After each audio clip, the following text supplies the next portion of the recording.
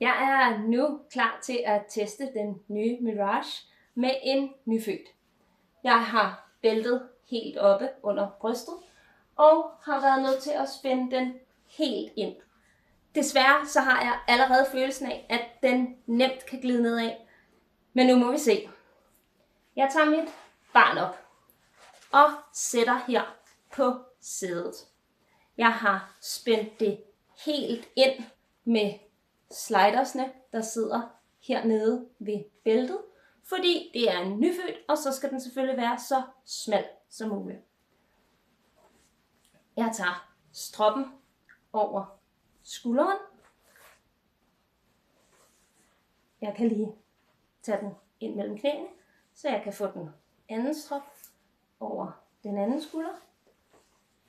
Og så kan jeg binde her under mit barns numse. Umiddelbart synes jeg, at sædet stadig er noget bredt til min helt lille nyfødte. Nakkestøtten kan justeres, så den kan sættes højere op, men jeg har ikke nogen mulighed for at forkorte længden på rygstykket. I instruktionsvejledningen så siger den, at når man bærer en nyfødt, så skal man folde nakkestøtten indad.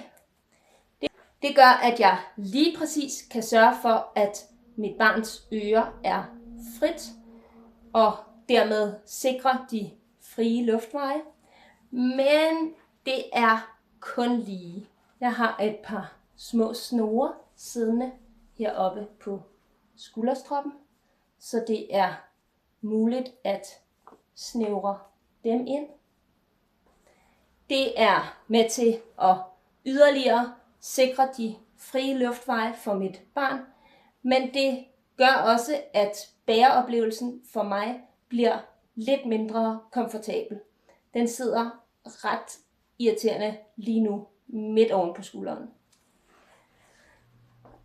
Umiddelbart kan selen godt bruges til en nyfødt, men den er lige til den store side stadig. Så hvis man har en meget lille nyfødt, er den måske ikke det bedste fit. God fornøjelse.